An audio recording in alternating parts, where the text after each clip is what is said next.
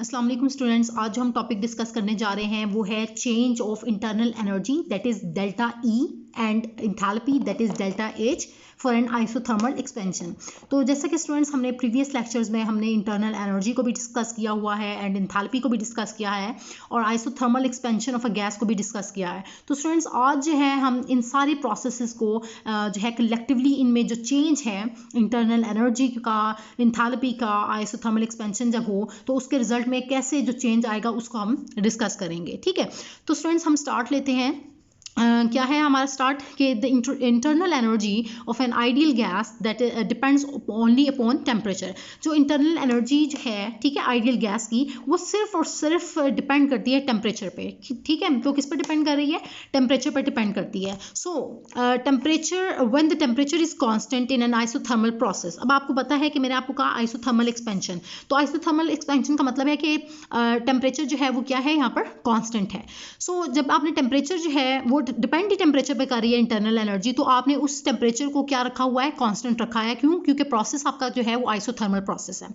So there is no change in the internal energy. तो जब आपने टेम्परेचर को ही चेंज नहीं किया, टेम्परेचर ही कांस्टेंट है, तो आपकी जो इंटरनल एनर्जी है वो डिपेंड कर रही है टेम्परेचर पे, तो ऑटोमेटिकली क्या होगा कि इंटरनल एनर्जी भी उसमें भी चेंज नहीं आएगा। क्योंकि टेम्परेचर में चेंज नहीं आएगा तो ऑटोमेटिकली उसके रिजल्ट में इंटरनल एनर्जी में भी चेंज नहीं आएगा। सो हमने इसको मेंशन कर दिया दैट इज डेल्टा ई, यानी कि change in internal energy is equivalent to zero. यानी कि ना ही टेम्परेचर में चेंज आया और ना ही इंटरनल एनर्जी में, क्योंकि टेम्परेचर में चेंज आएगा तो उसके रिजल्ट में ही इंटरनल एनर्जी में चेंज आता है, क्योंकि internal energy is dependent upon temperature.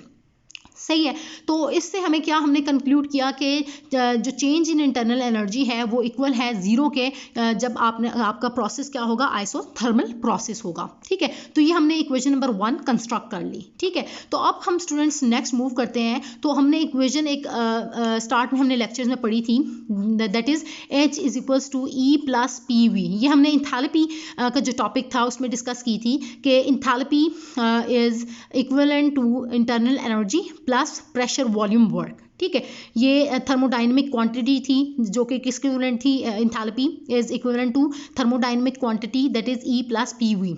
ठीक है, तो अब स्टूडेंट्स हमने क्या किया, जब इसमें चेंज फाइंड आउट करेंगे, चेंज इन इंथैल्पी, तो हम उसको कैसे रिप्रेजेंट करेंगे? That is delta H is equals to delta E plus P delta V. यानी कि आपने इनके साथ क्या है, डेल्टा जो साइन है यानी कि चेंज को मेंशन कर दिया। तो उससे हमने ये इक्वेशन नंबर 2 जो है वो यहाँ पर कंस्ट्रक्ट कर ली। ठीक है, जो कि हमने पहले भी डिस्कस की हुई है। ठीक है, अब स्टूडेंट्स हमने क्या किया कि प्रेशर वॉल्यूम वर्क ये हमारे पास इक्वेशन नंबर 2 में आया है। ठीक है, तो ये पी वी जो है प्रेशर वॉल्यूम वर्क, जो आपको पता है इक्वेशन हमने पढ़ी है general gas equation. General gas equation अगर मैं देखूं, आपको मैंने बताया हुआ है जनरल गैस इक्वेशन। तो जनरल गैस इक्वेशन के अकॉर्डिंग आपको पता है कि क्या है, P V is equals to N R T. ये आपकी जनरल गैस इक्वेशन है। तो इसमें जब आप चेंज देखते हैं जनरल गैस इक्वेशन में, तो हमारे पास आता है, क्या आता है? That is P delta V is equals to delta N और डेल्टा टी। यानी कि जब चेंज देखेंगे तो आप उसको कैसे मेंशन कर रहे हैं? P delta V is equals to delta N और डेल्टा टी। तो ये आपने चेंज को इस तरह से शो कर दिया। चेंज में जो जनरल गैस इक्वेशन है उसमें चेंज को ऐसे आपने मेंशन कर दिया।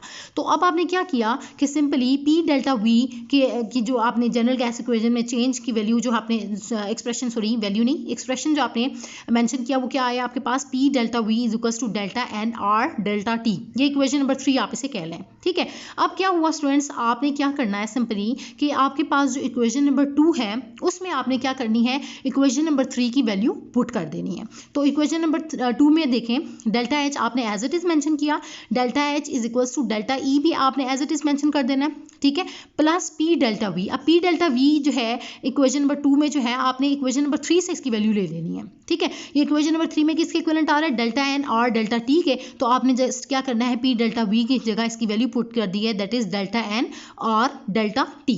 तो ये हमारे पास स्टूडेंट्स इक्वेशन नंबर 4 कंस्ट्रक्ट हो गई।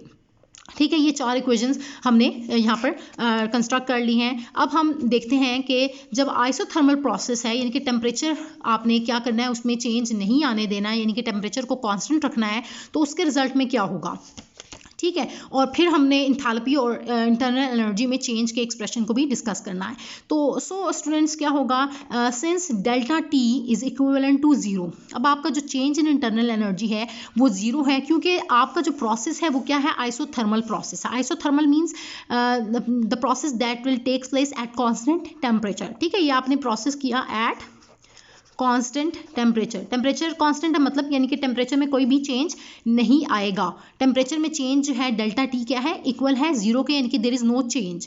तो ये हमने इसको यहाँ पर मेंशन कर दिया। ठीक है, अब आपने फाइनली क्या किया कि delta H is equal to delta E plus delta N और डेल्टा टी में कोई चेंज नहीं आया तो इसकी जगह आपने वैल्यू पुट की जो कि क्या थी, इक्विवेलेंट थी जीरो के, इक्विवेलेंट टू जीरो। सो आपने वैल्यू पुट कर दी आर के बाद डेल्टा टी की जगह इसकी वैल्यू पुट की जीरो। ठीक है, तो इसके रिजल्ट में क्या हुआ कि ये सारी जीरो से मल्टीप्लाई होकर वैल्यू ये सारी की सारी क्या हो जाएगी, जीरो हो जाएगी। तो ये वाला फैक्टर तो सारा ये सारा फैक्टर क्या हो गया, जीरो हो गया। तो आपके पास फाइनल क्या आया, delta H is equals to delta E.